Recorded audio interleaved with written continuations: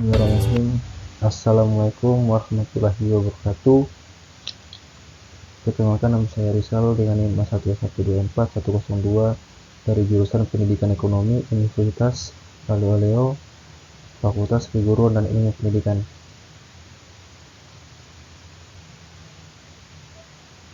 Untuk kesempatan kali ini saya akan memaparkan materi hasil laporan kelompok saya, kelompok 1, dengan judul penelitian tentang efektivitas kebijakan fiskal pemerintah daerah dalam mendorong investasi dan pertumbuhan ekonomi inklusif di Provinsi Sulawesi Tenggara. Studi kasus analisis kebijakan anggaran dan dampaknya terhadap kesejahteraan masyarakat.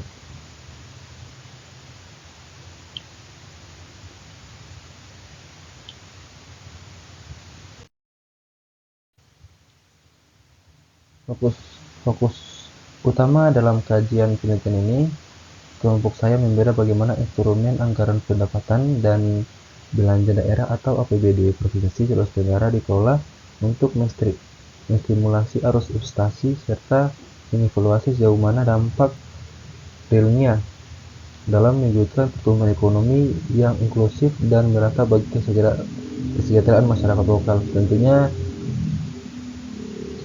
masyarakat lokal berlingkup Sulawesi Tenggara.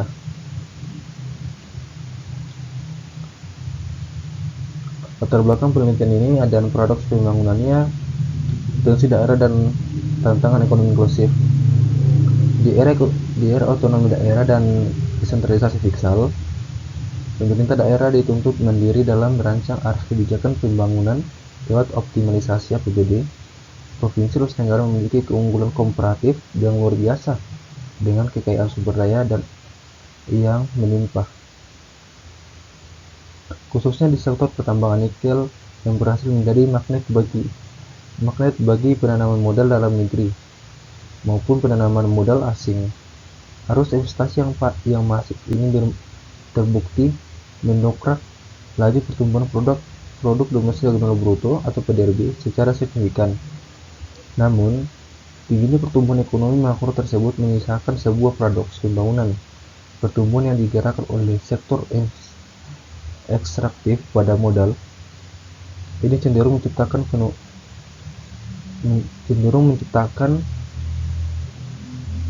ekonomi kantong, di mana keuntungan ekonomi yang besar hanya dinikmati segelintir pemilik modal dan pekerja ahli, tanpa memberikan efek rembesan ke bawah yang kuat bagi masyarakat lokal maupun sektor padat karya seperti pertanian dan UMKM.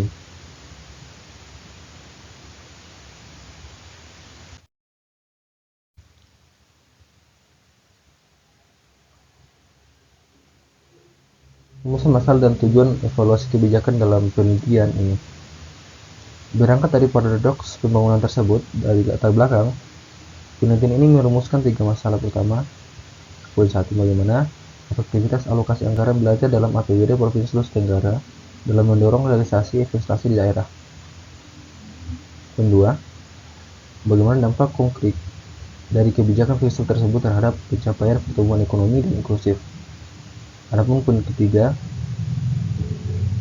sejauh mana kebijakan anggaran arus investasi berkontribusi nyata dalam menurunkan angka kemiskinan, pembangunan, serta ketimpangan pendapatan. Dan bertujuan menganalisis kinerja kebijakan fiskal, mengevaluasi tingkat inklusivitas pertumbuhan ekonomi, mengidentifikasi dampak nyata terhadap indikator kesejahteraan, serta merumuskan rekomendasi strategik penganggaran yang lebih responsif untuk masa depan.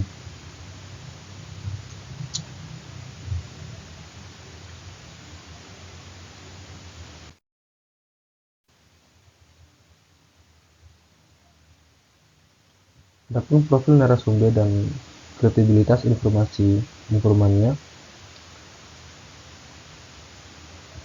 kelompok saya untuk menggali data primer yang akurat.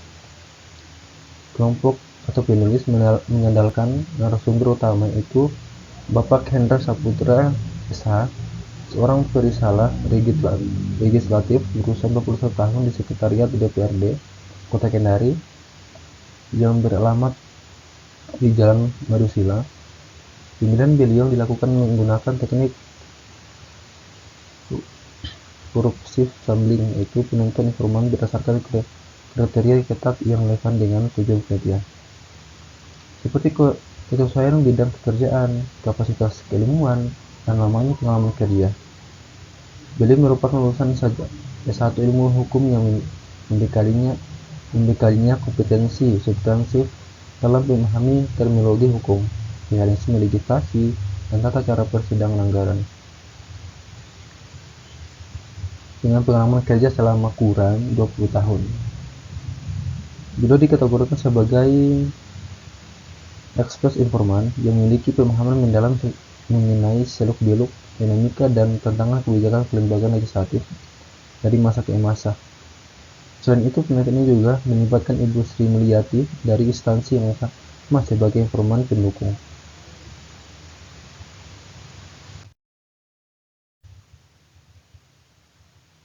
Pengumpulan data prima dilaksanakan pada hari Rabu 30 Juni 2026 bertempat langsung di kantor DPRD Kota Kendari. Metode yang digunakan adalah wawancara struktur, di mana kami berpedoman pada daftar pernyataan yang disiapkan namun tetap mengembangkan pertanyaan lanjutan secara fleksibel sesuai respon narasumber agar informasi yang digali bisa lebih mendalam. Selain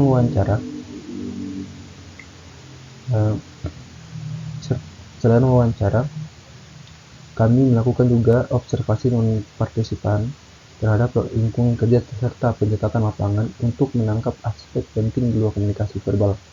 Proses ini berjalan melalui 4 tahapan, mulai dari persiapan instrumen, pembukaan dan penjelasan komitmen kerahasiaan akademik, proses inti tanya jawab, tatap muka, hingga tahap penutup.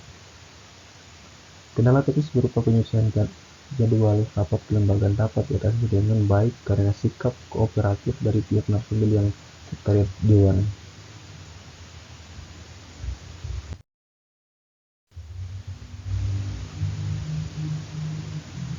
Penelitian ini data minta berupa rekaman dan catatan lapangan yang kompleks ditranskripsikan secara tertulis, kemudian dibaca berulang-ulang melalui proses reduksi data untuk merangkum, memilih hal pokok,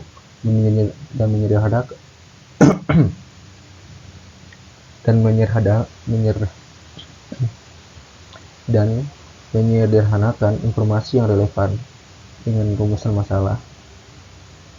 Setelah itu kelompok kami melakukan proses coding dalam 2 tahap, yaitu open coding untuk mengidentifikasi kata kunci awal dan Excel coding untuk menghubungkan kode-kode tersebut ke dalam kategori yang lebih luas.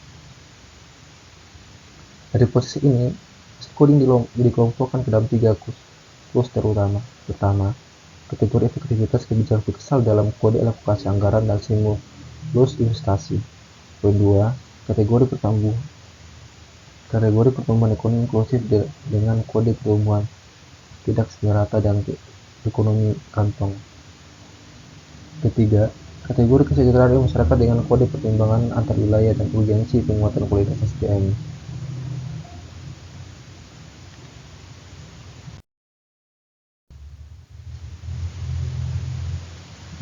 Berdasarkan analisis sistematik, kedua narasumber sepakat bahwa kebijakan fiskal daerah sejauh ini berjalan cukup baik dalam mendorong pertumbuhan makro dan menarik investasi.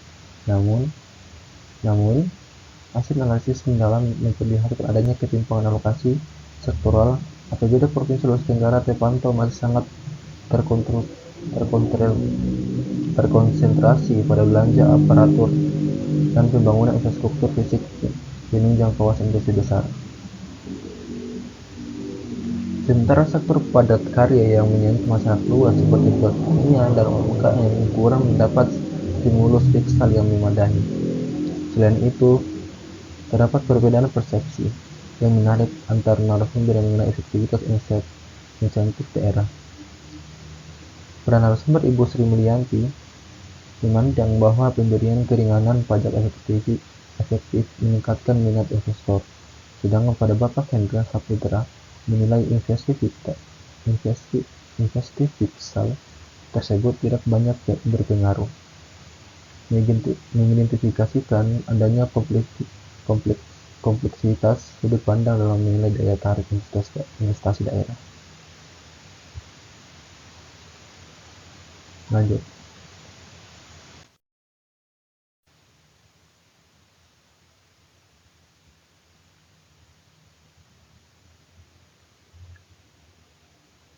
Pertumbuhan inklusif dan kesejahteraan.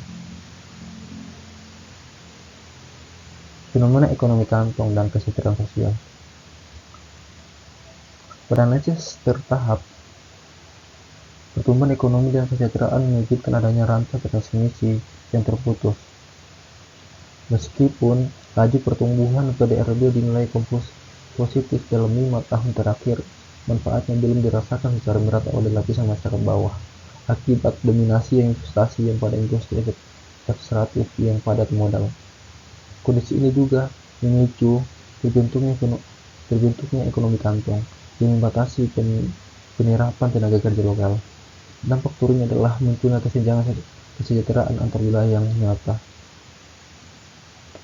khususnya antara kawasan daratan yang kaya industri mineral yang wilayah kepulauan. Terkait pemanfaatan anggaran untuk masyarakat bawah, Bapak Hendra menyatakan alokasi belanja sangat bermanfaat, sementara Ibu Sri Mulyani menilai cukup baik dengan pemberian rekomendasi strategi ke depan, yakni penguatan sisi fiskal lewat optimisasi PAD serta reorientasi anggaran sosial untuk meningkatkan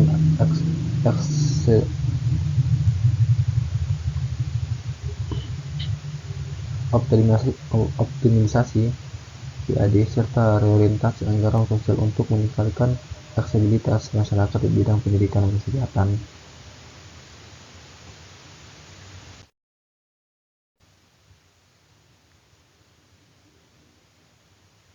Pada penelitian kelompok saya, timbul utama dan inflasi timbul utamanya pada hubungan makro dan mikro melalui sintesis temuan. Kami juga mendiskusikan bahwa terdapat celah besar pada tahap remisi kebijakan dari pertumbuhan ekonomi makro menuju pemerataan kesejahteraan mikro di masyarakat. Kebijakan fiskal daerah memang sukses secara kuantitatif dalam mendongkrak nominal realisasi investasi nikel, namun secara kualitatif kebijakan tersebut belum mampu mengubah struktur ekonomi lokal agar lebih inklusif. Manfaat investasi mengalami hambatan distribusi karena keterbatasan kapasitas SDM lokal dalam menangkap peluang kerja yang tercipta, sehingga kelompok rentan di wilayah non-industri seperti kepulauan semakin tertinggal. Kami juga menyadari adanya keterbatasan dalam penelitian ini, di mana sejumlah informan masih terbatas pada lingkungan internal sekretaris DPRD Kota Kendari, dan beberapa responden wawancara relatif singkat, sehingga memerlukan pendalaman interpretasi data sekunder dan reduksi data lapangan secara lebih kritis.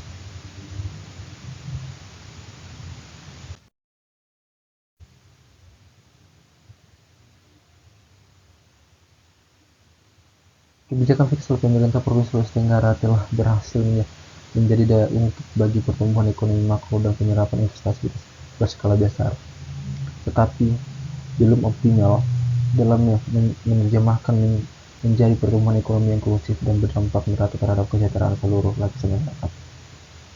Oleh karena itu, kelompok kami merumuskan 5 rekomendasi kebijakan strategis. Pertama, melakukan orientasi kebijakan APBD dengan meningkatkan stimulasi pada sektor padat karya seperti pertanian dan UMKM. Kedua, integrasikan skema insentif fiskal dengan kebijakan kemitraan antara industri besar dengan pengusaha lokal untuk mengikis ekonomi kantong. Ketiga, berkuat program peningkatan kapasitas SDM lokal lewat pelatihan vokasi sesuai kebutuhan industri. Keempat, berikan perhatian anggaran proporsional untuk wilayah kepulauan guna menekan ketimpangan antar wilayah. Dan terakhir, menindaklanjuti rekomendasi Bapak BPK secara konsisten demi efisiensi belanja dan optimalisasi pendapatan asli daerah atau PAD.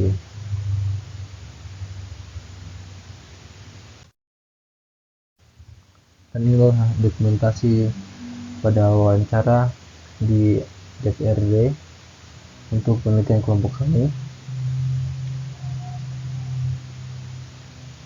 Sekiranya mungkin itu saja pemaparan dari saya, hasil laporan mandiri dari kelompok saya. Jika ada kekurangan mohon dimaafkan, jika ada salah kata mohon dimaafkan, karena kesempurnaan hanya milik Tuhan. Dan jika ada tambahan dari teman-teman atau penonton, mohon ditambahkan di kolom komentar untuk saya menyusahkan diri. Saya ucapkan terima kasih. Wassalamualaikum warahmatullahi wabarakatuh.